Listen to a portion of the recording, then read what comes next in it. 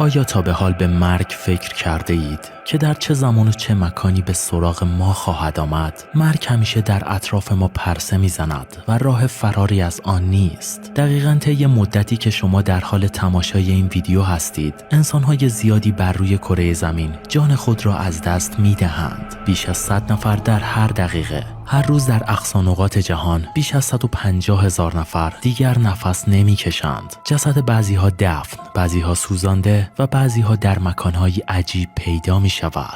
Something invaded the burial, coming out of the dirt of his grave.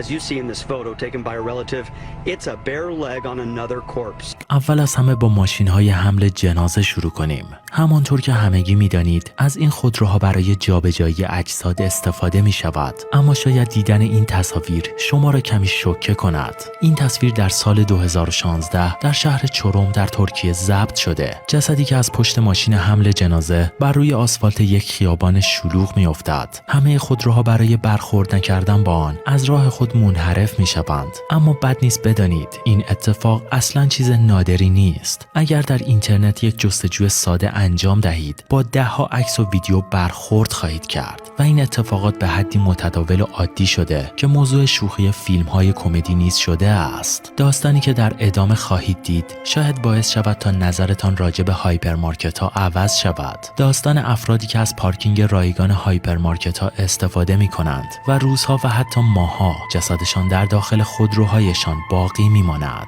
The Spokane County Sheriff's Office tells me they believe the body of the woman that was found in this parking lot earlier today is a woman that has been missing in Spokane County for at least the last several weeks. چگونه می شود که جسد زنی چندین هفته در داخل یک پارکینگ شلوغ بدون جلب توجه باقی بماند؟ اما با تحقیقات بیشتر مشخص شد که این جسد هفته ها نه بلکه 3 ماه در آنجا بوده است. این زن به دلیل اووردوز مواد مخدر در اتومبیلش فوت کرده و چون برای مصرف مواد در پرترین قسمت پارکینگ پارک کرده و همچنین شیشه های خودرو نیز دودی بوده، به مدت 3 ماه کسی متوجه مرگ او در آنجا نشده است. البته که این اتفاق نیز کاملا متداول است. Officials made a horrific discovery overnight in a Walmart parking lot in San Antonio, Texas.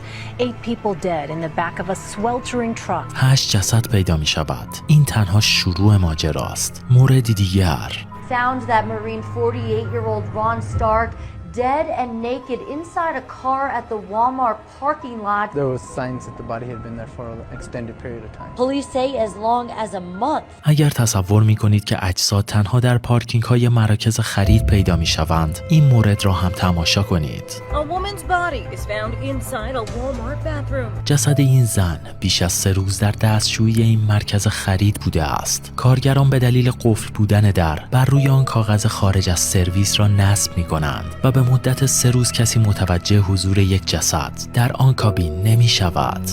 در ادامه داستانی را خواهید شنید که از اجساد داخل مراکز خرید وحشتناکتر است. در سال 2013 در یک دبیرستان در آمریکا برای نوجوانی به نام کندریک جانسون اتفاق ناگواری رخ داد. قضیه با گم شدن یکی از کفش‌های او شروع شد.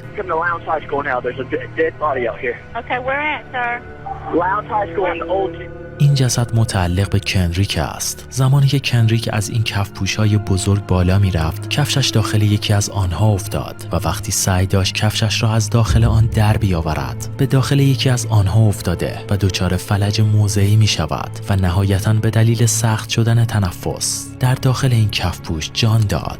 Lowndes County, Georgia investigators say Kendrick's death was a tragic accident. That he climbed onto these rolled gym mats to reach for this shoe at the center of one mat, slipped, got stuck upside down and died. ماها بعد خانواده کنریک درخواست کالب و چکافی دیگری کرد، چون بر این باور بودند که پسرشان نه بر اثر یک حادثه که به قتل رسیده است.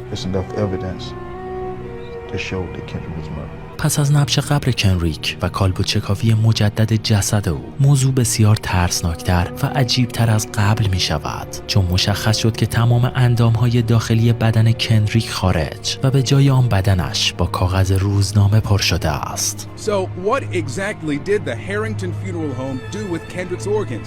And why was he stuffed with old newspaper? و اما یک داستان وحشتناک دیگر. پیرزن 80 ساله‌ای به نام جین استیونز عاشقانه به خانواده‌اش، به خصوص خواهر دوقلو و همسرش علاقه داشت. جین پس از مرگ همسرش جیمز، بعد از یک زندگی مشترک 60 ساله، با غمی بزرگ اندکی پس از اتمام مراسم خاکسپاری، جسد او را مخفیانه از قبر خارج و به خانه آورد. کت و شلوار مشکی رنگ مورد علاقه جیمز را تنش کرد و عطر محبوب او را به تمام بدنش زد و بر روی کاناپه اتاق پذیرایی نشاند. جیمز بالاخره به خانه برگشته بود، زمانی که 10 سال بعد خواهر دوقلویش نیز در برابر سرطان شکست خورد. درخواست کرد تا جنازه خواهرش را نیز در حیاط پشت خانه او و در کنار شوهرش دفن کنند و باز هم مخفیانه جنازه او را نیز از زیر خاک خارج و بر روی یکی دیگر از کاناپه‌های خانه نشاند. جین هر روز با آنها صحبت کرده و زندگی کاملا عادی را سپری می‌کرد. نهایتاً این ماجرا با شکایت همسایه‌ها از بوی تعفن شدید به پلیس و در ادامه بازرسی خانه کشف و اجساد از جین پس گرفته شد.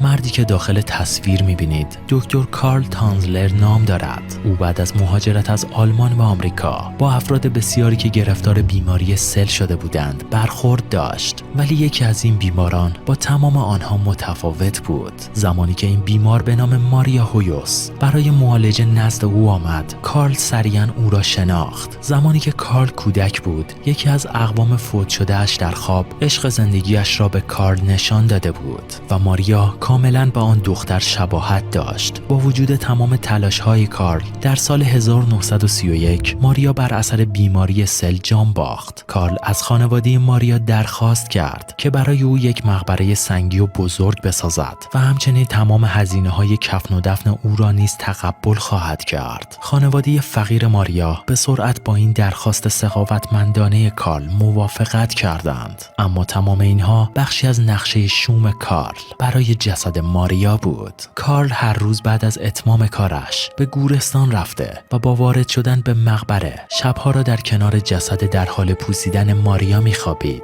و این کار را تا زمانی که نهایتاً جسد او را به خانه‌اش منتقل کند هر روز انجام میداد. به دلیل تجزیه شدن جسد ماریا، کارل با روش‌های خودش قصد داشت تا بدن او را بازسازی کند. استخوان‌ها را با سیم‌های پیانو به یکدیگر محکم کرد و برای بازسازی پوست و گوشت بدن ابریشم را آغشته به موم و در ادامه به بدن او میچسباند. برای موهایش نیز از کلاهگیسی با موهای طبیعی استفاده کرد و پس از پوسیدن چشمهایش هم آنها را با چشمهای یک عروسک تعویض کرده بود.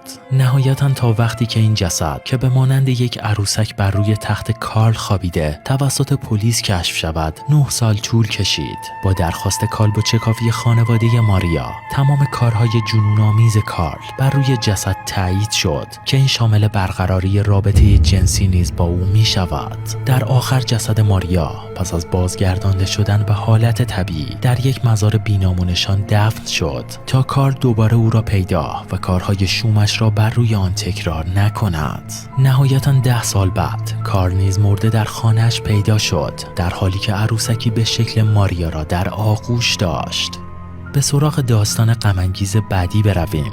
زمانی که کسی دیگر از زنی به نام جنیوا چمبرز خبری نداشت، او 60 ساله بود. همسایه ها او را زنی بد اخلاق که اگر کسی وارد باغچه او شود با او دعوا می‌کرد می‌شناختند. زمانی که جنیوا در تنهایی جان داد، کسی به دلیل نشنیدن فحش و داد و فریاد پیگیر نبودن این زن نشد و حدس زدند که شاید از آن خانه رفته است. بالاخره یک کارگر پارک که وارد حیاط جنیوا شده بود، متوجه پنجره نیمه باز خانه شد و از سر کنجکاوی به داخل خانه سرک کشید که جنازه پوسیده جنیوا را روی تخت خوابش دید. پزشکی قانونی زمان مرگ او را بیش از 3 سال تخمین زد. جنیوا بالاخره به هدف خودش، یعنی در تنهایی مردن، رسیده بود.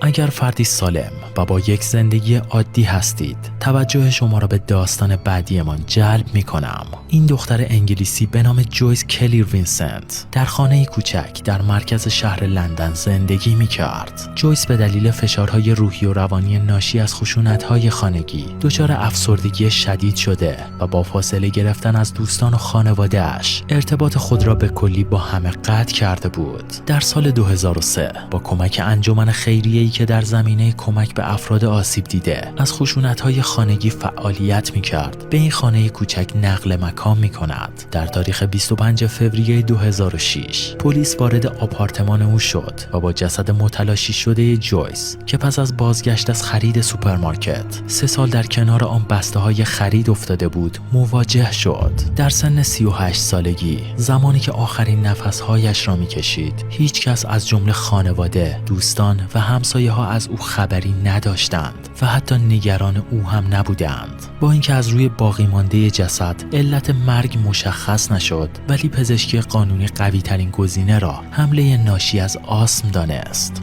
و داستان آخر برای ادویکا گولیکیچ آن روز هم مانند باقی روزها بود. به خانه آمد، یک چای درست کرد و در مقابل تلویزیون نشست. آن شب آخرین شب زندگی ادویکا بود و قرار بود جسدش 42 سال بعد پیدا شود. در تمامی این سالها کسی متوجه غیبت اون نشده بود. تنها در کنارش یک فنجان خالی چای باقی مانده، به مانند زندگی ادویکا خالی از انسانها، و یک تلویزیون قدیمی خاموش که فقط برای اضافه شدن یک صدا به زندگی تنهای او روشن می شد. زمانی که تنهایی بالهای سیاهش را بر روی زندگی باز می کند و سایه شومش تاریکی را به ارمغان می آورد، تنها از آن در مرگ است که وارد می شود. همان گونه که زنده بودنش برای کسی مهم نبود، مردنش هم 42 سال توجه کسی را جلب نکرد. حتی بوی تعفن آپارتمان نیز همسایه ها را برای پیگیری ترغیب نکرد. شاید در این زندگی بدترین چیز در تنهایی جان دادن نباشد،